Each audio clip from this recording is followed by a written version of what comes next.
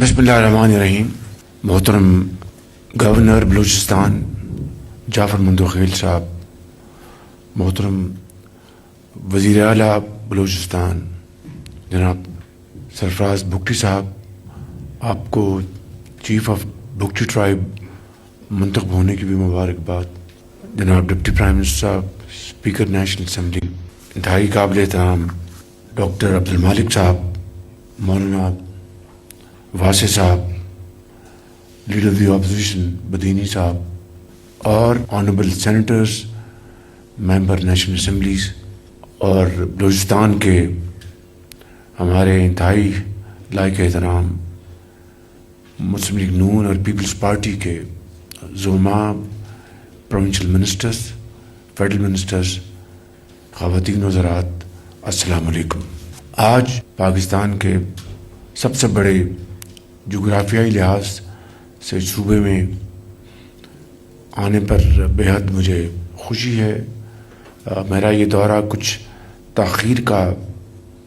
शिकार हो गया क्योंकि मसरूफियात कुछ ऐसी थीं।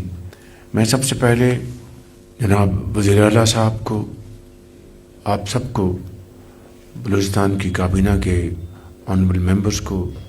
और सियासी ज़ुमा को इस बात की मुबारकबाद पेश करना चाहता हूँ कि तमाम तर चैलेंजेस और मुश्किलात के बावजूद समझता हूँ कि बहुत अरसे बाद बलूचिस्तान में एक ऐसी काबीना है, ऐसी गवर्नमेंट है और ऐसे उसके सरबराह हैं जो कि पूरी भरपूर काविशों से और मेहनत से और लगन से और खलूस नीयत से वो बलूचिस्तान के अवाम की खिदमत में मामूर हैं और ये बहुत खुशाइंद बात है। मैं वज़ीर आला साहब आपको इस आपकी कामयाबी के ऊपर मुबारकबाद पेश करता हूँ और बलूचिस्तान की काबीना के तमाम ऑनरेबल मेंबर्स को और हमारे जो सियासी ज़ुमा बैठे हैं आप सबको। बलूचिस्तान बदकिस्मती से केपी की तरह यहाँ पर भी दहशतगर्दी ने बेपनाह यहाँ पर मुश्किलात पैदा की और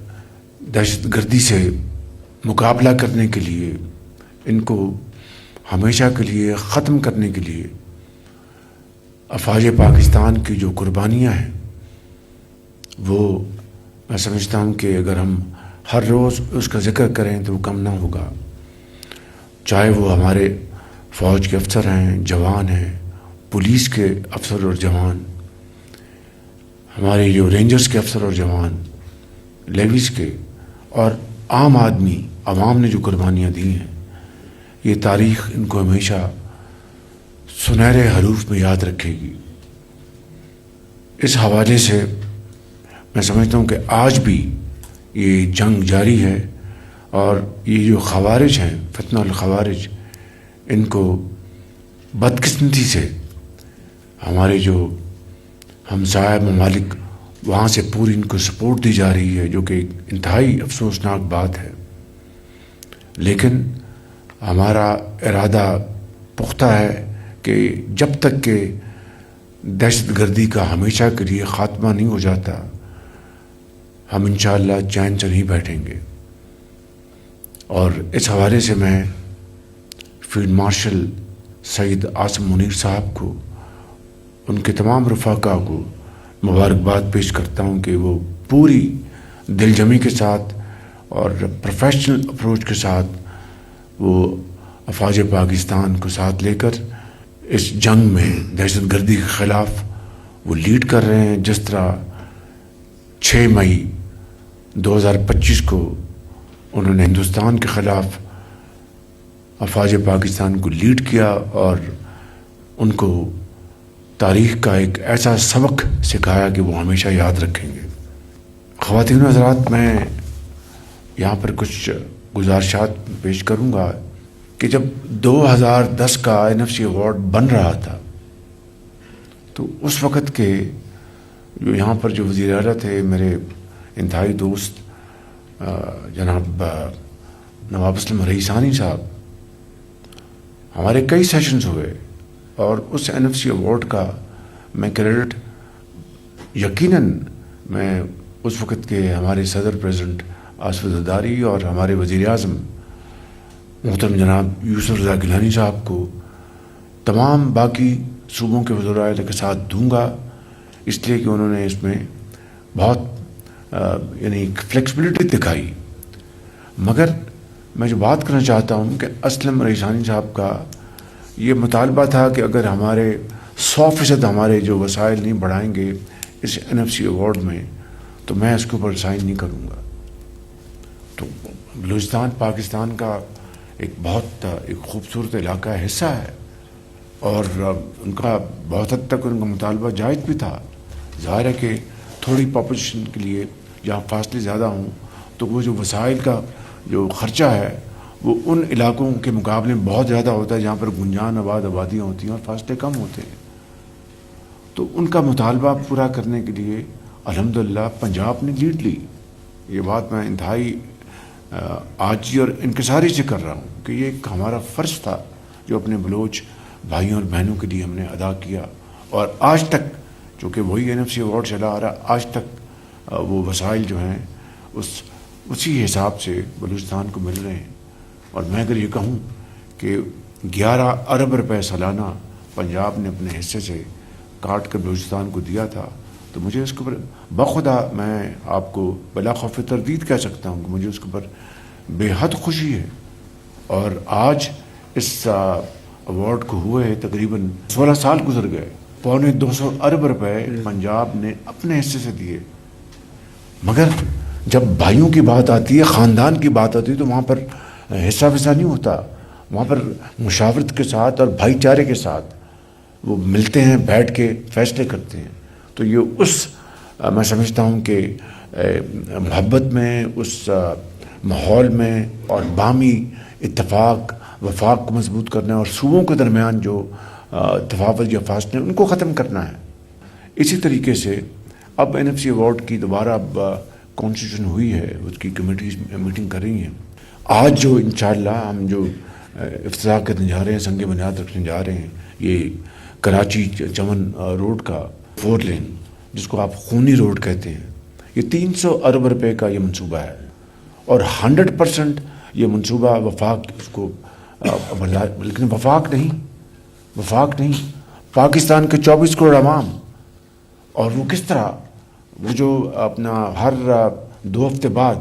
جو تیل کی قیمتیں عالمی منڈیوں میں جو اوپر نیچے جاتی ہیں اس کے حساب سے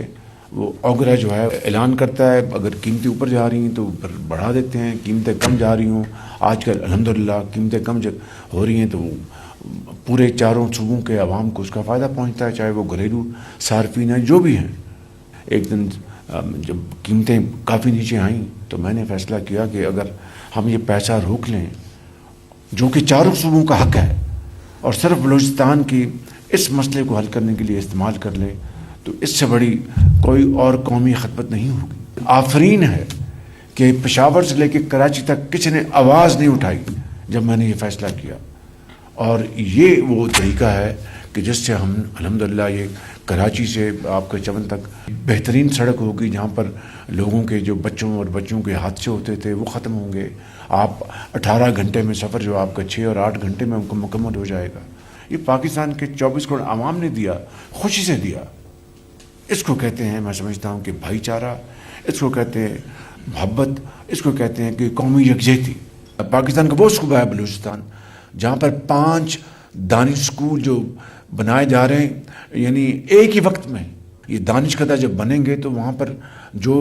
ایسی جو تعلیم اور وہ دانش اسکول ان کے لیے ہیں جو غریب ترین گھرانوں سے بچیاں ہیں، جن کے بچے اور بچیاں انتہائی قابل ہیں، چاہے وہ مولانا واسع کے قلعہ سیف اللہ سے ہوں یا ڈاکٹر صاحب کے علاقوں سے ہوں یا جو بھی جہاں پر وہ اسکول بننے اور بھی بنیں گے، مگر غریب ترین بچے اور بچیاں جن کے پاس وسائل نہیں ان کے لیے دانش اسکول ایسی حیثیت رکھتے ہیں کہ جہاں پر وہ اپنا فارغ التحصیل ہو کر پاکستان کے عظیم معمار بنیں گے،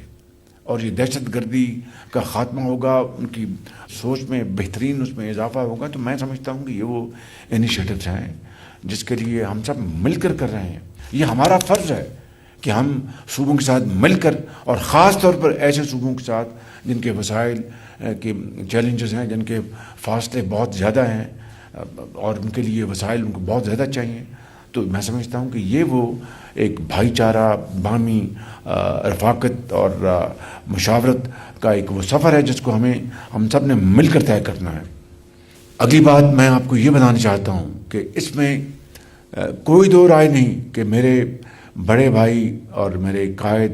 میاں محمد نواز شریف صاحب نے جتنی دلچسپی بلوچستان کی ترقی اور خوشحالی کے لیے انہوں نے لی، میں بلا خوف تردید کہہ سکتا ہوں کہ شاید ہی کسی اور لیڈر نے اتنی لی ہو۔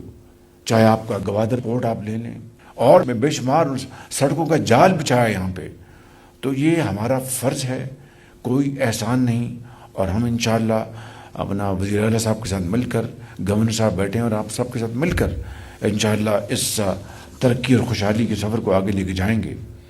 اب میں یہاں پر ایک اور بات کرنا چاہتا ہوں، یہاں پر ذمہ داروں کے لیے جو سولر ٹیوب ویل کا جو منصوبہ تھا، اور یہ منصوبہ مجھے ابھی وزیر اعلیٰ صاحب بتا رہے تھے مکمل ہو گیا، اور مجھے بڑی خوشی ہے کہ بہت اچھے طریقے سے، اور جو اس میں خرابیاں تھیں سب ختم ہو گئی۔ تو یہ وہ اپنے شراکت داری ہے۔ 2022 میں کتنا سیلاب آیا، میں چپے چپے گیا، جتنی تباہی مچی بلوچستان میں، چاہے وہ قلعہ سیف اللہ ہو یا دوسرے ہمارے علاقے ہوں بلوچستان کے، تو میں ہر جگہ پہنچا اور بے پناہ تباہی ہوئی، بے پناہ۔ اس کے کمپنسیٹ کرنے کے لیے ہماری گورنمنٹ نے ورلڈ بینک سے بلوچستان کے لیے $400 ملین ہم نے لیے، جو آپ کے یہاں پہ ان کے جو گھر بن رہے ہیں اس کا آج انشاءاللہ ہم وہاں پر اس کا افتتاح بھی کریں گے۔ یہ بلوچستان پہ خرچ ہو رہے ہیں جائز طور پر، تو میں سمجھتا ہوں کہ ہمیں مل کر کام کرنا ہے، جہاں پر چیلنجز ہیں سر جوڑ کر بات کرنی ہے، اس کا حل ڈھونڈنا ہے۔ میں ان الفاظ کے ساتھ آپ سب کا بے حد شکر گزار ہوں، آپ سے مل کر بہت خوشی ہوئی۔